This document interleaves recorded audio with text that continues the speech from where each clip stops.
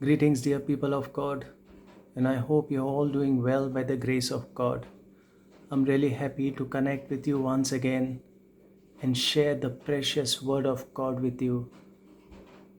As you all know, this is the part 2 of the message I I shared with you the last time. And the last time, we discussed about you know um, coming to God in our own strength, that is operating in the flesh. And how this flesh manifests itself, and takes us away from God. And today today I'm going to continue this message and talk to you about how the power of sin can take advantage of a person who's operating in the flesh and lead him into death. It's a very, very critical message, so pay very close attention.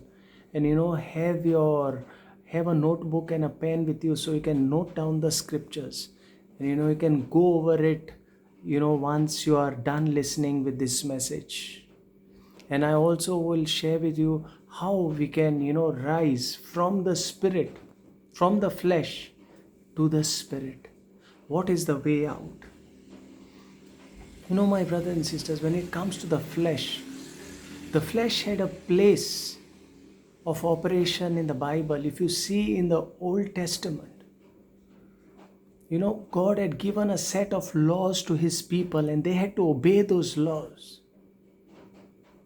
But unlike the times we are living now, where we have the grace and the power of the Holy Spirit who enables us, who gives us that ability to obey the word of God, to live a life that is pleasing to God. It wasn't so in the Old Testament. You see, in their minds, they knew what was right and they knew what was wrong, and they knew it because of the laws that God had given his people. But you see, there was no grace of the Holy Spirit, so they had to depend upon their own strength to obey the laws and please God. They had to please God in their own strength, in their flesh. They had no other option. So you see, flesh had a role to play. And what was the result of that? You see, when Moses led the people of God out from the land of Egypt, onto the promised land, there were 600,000 people. But out of those 600,000 people, how many made it? Only 2. That is Joshua and Caleb. If you go to Numbers chapter 22, it very clearly says over there are only 2 who fully obeyed God. That is Joshua and Caleb. And only 2 of them made it out of 600,000. What does that tell us, my dear brothers and sisters? They were unable to obey, to be obedient to the laws of God, even though they knew what was right and what was wrong, even though they had the instructions. You see, they didn't have to think for themselves what was right, what was wrong. Will God not be pleased? Will God be pleased if I do this? Will he be angry if I do this? They didn't have to think. They were given the laws. They just had to obey it. And only 2 were successful. What does that tell us? It's next to impossible to please God in our own strength. It is impossible to live a life that is pleasing to God in the flesh. And God himself was not happy with that old covenant. So that is why you see in Jeremiah chapter 31 and verse 32, let us read what the Lord is saying there. He says, "Behold, the days are coming, says the Lord, when I will make a new covenant with the house of Israel and with the house of Judah, not according to the covenant that I have made with their fathers in the day that I took them by hand to lead them out of the land of Egypt, my covenant which they broke. Though I was a husband to them, says the Lord. So the first question we need to ask here, why is the Lord wanting to make a new covenant? If he wants to make a new covenant, that clearly tells us that there's something is not right with the old covenant. And we all know the main reason for the new covenant was that, the blood of the goats and the animals, the goats and the bulls, it wasn't good enough to take away the sin of man. That wasn't a perfect sacrifice. It was just a foreshadow of what was to come. But in this particular, in these few verses, the Lord is saying something else apart from that. The reason why he wants to make a new covenant. It says, not according, to the covenant that I made with their fathers in the day that I took them by hand to lead them out of the land of Egypt, my covenant which they broke. The same thing I was sharing with you earlier, out of 600,000 men that the Lord led out of the land of Egypt into the promised land. He says here, he said, though I was a husband to them, says the Lord. God was so good to them.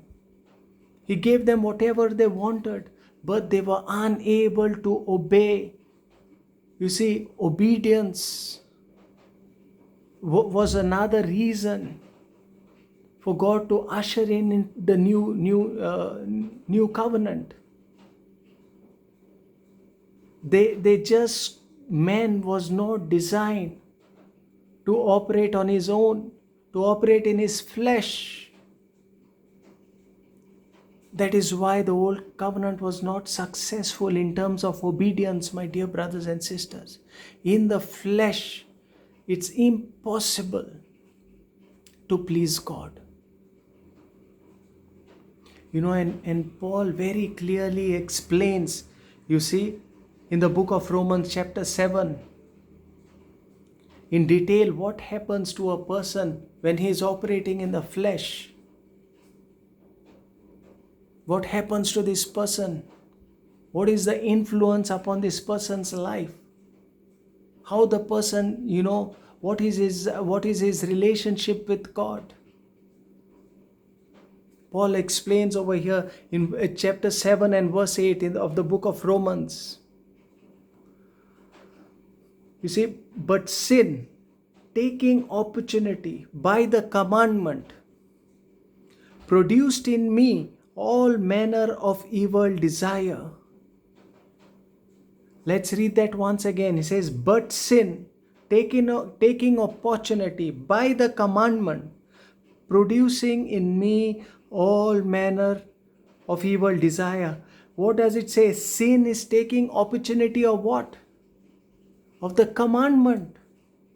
Sin is here taking opportunity of the things of God.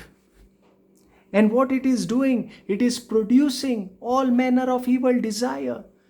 So sin is taking the things of God that is given to men and causing man to rebel against God.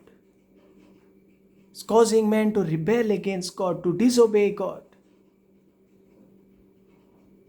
If you want to put it in a contemporary context, in today's times, in the new covenant, you have the word of God. And you want to live your life according to the word of God, because you know now from his word the kind of life that you need to live. But the mistake is, you believe that you can do it on your own. And you're putting in your own efforts that yes, I'm going to obey and I'm going to live this life that is pleasing to God according to his word. I'm going to do it and I'm going to please God. What is happening here? This individual, you are now, obeying the word of God in your own strength. And you know what Paul is saying here? That to a person like this, he becomes a victim of sin. So what the power of sin will do, it will take the very word of God and cause you to rebel against God. And how does sin do that? It uses the weakness of your flesh. Because you need to know one thing, my dear brothers and sisters, the nature of the flesh is to rebel against God. Just as the people in the Old Testament did it. Though they knew what was the right thing to do, but yet they ended up doing the wrong things. You will know what you need to do to please God. But you will see you are ending up doing the wrong thing. What is happening? The power of sin is instigating your flesh to rebel, to disobey that word of God. It happens to a person who's putting all his confidence in the flesh. And the moment this person puts his confidence in the flesh, sin appears. And it overpowers your flesh, because your flesh is not meant to obey the things of God. It is not designed to obey the things of God. So by default, it will always fail in obeying the word of God. And when you depend upon something that is bound to fail, you see, sin takes opportunity. And it causes you to rebel. And you will end up, being all the more frustrated. And what is the result of this? In verse 10, he says, and the commandment which was to bring life. You see, the very word of God that you so desire to obey, that was supposed to bring life, you will find that it is bringing death, because you now through the flesh are unable to obey. And you look at, and what happens is that you constantly are going against the word of God. What's the mistake? Dependence upon the flesh. I can do it. I will please God. It is because of my prayer that God will bless me. It's because of my fasting. God will reveal himself in my life. Because I read the word, God will, speak to me. You're depending upon your abilities. You're depending upon your good deeds. Good deeds have no power to receive a blessing, my dear brothers and sisters. We cannot merit anything that is done to the flesh.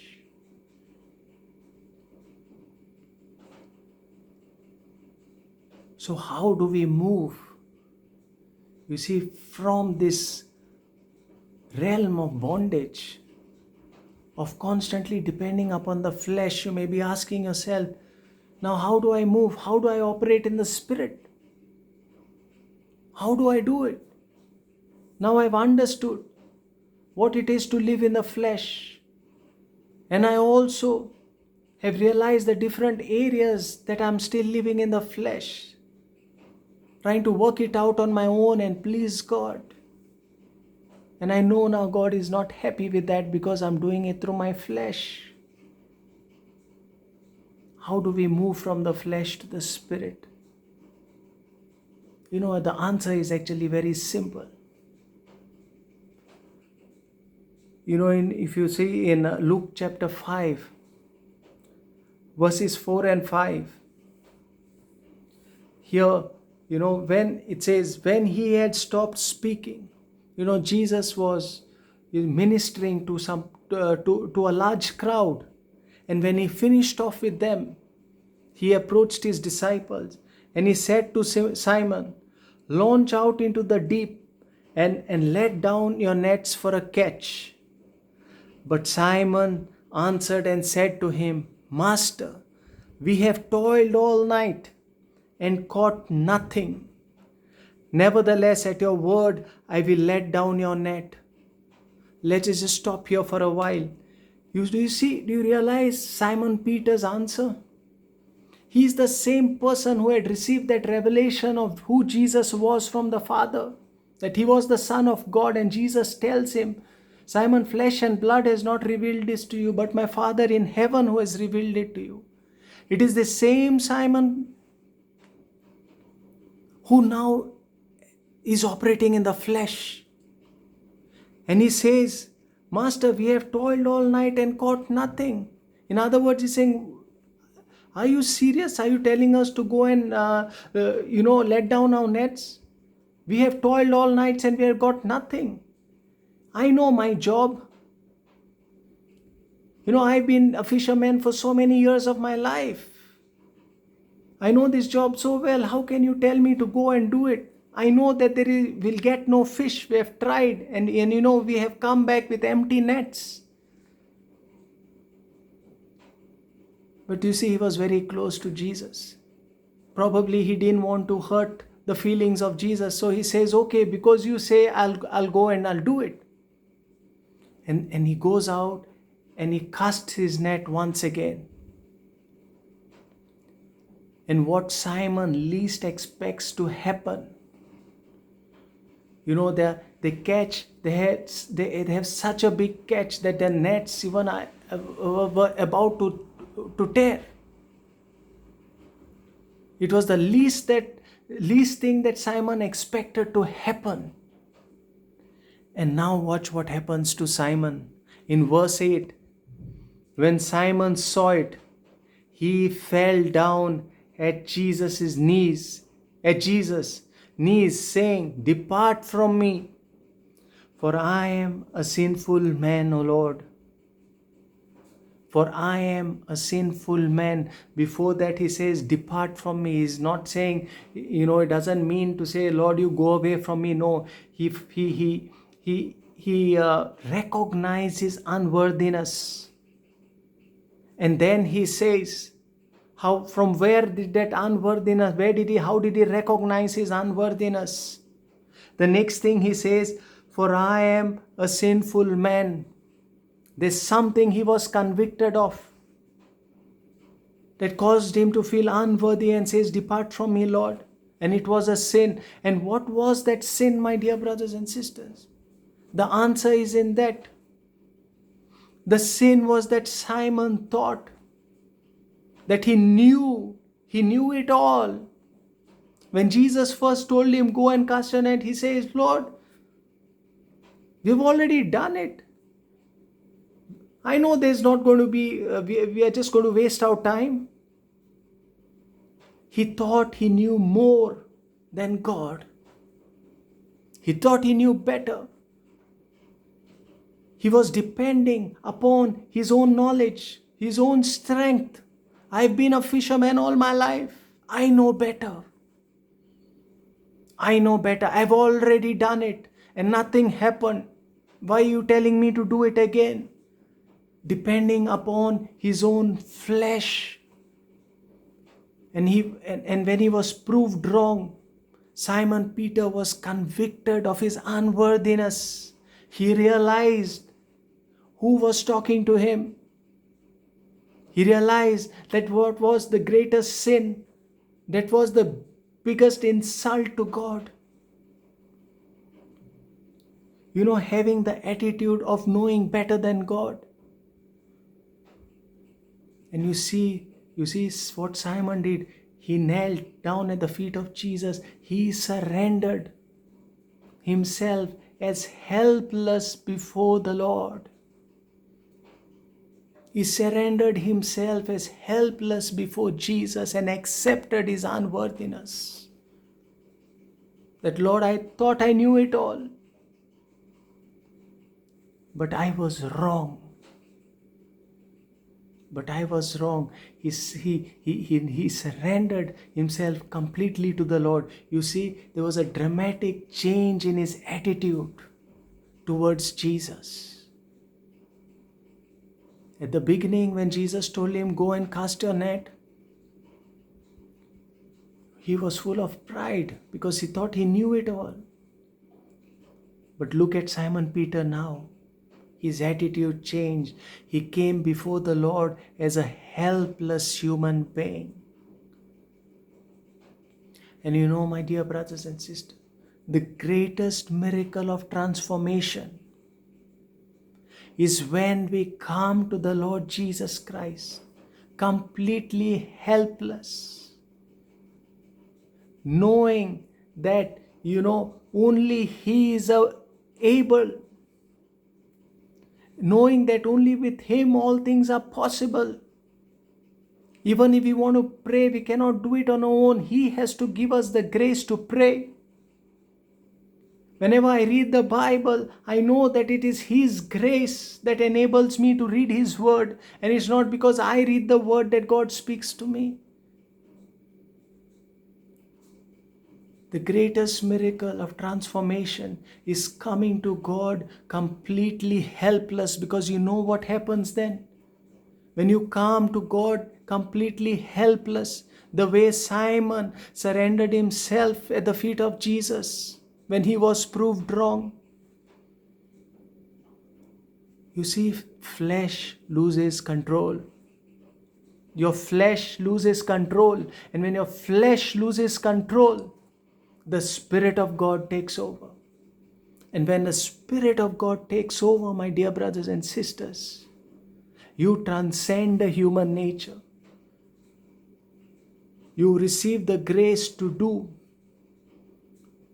what human beings cannot do, what the flesh cannot do. You begin to operate in the supernatural realm. And walking in the Spirit, my dear brothers and sisters, it is not something that's complicated. It's something that is so simple. It's all about surrendering to Jesus completely as helpless human beings and letting Him take over your life. When you surrender yourself helpless, do not always remember this, that the flesh will lose control. And when the flesh loses control, it begins to die. Because you see, the flesh, the only job of the flesh is to take control. But when it loses control, it begins to die. And we operate to this in the Spirit. And that is how you can move from the flesh to the Spirit. Let's all close our eyes and pray. Father, I thank you. I thank you, O God, for everybody watching this message. Lord, whatever burden that they have in their hearts, O God, I lift it up to you. Lord, meet every need of theirs, whatever it may be.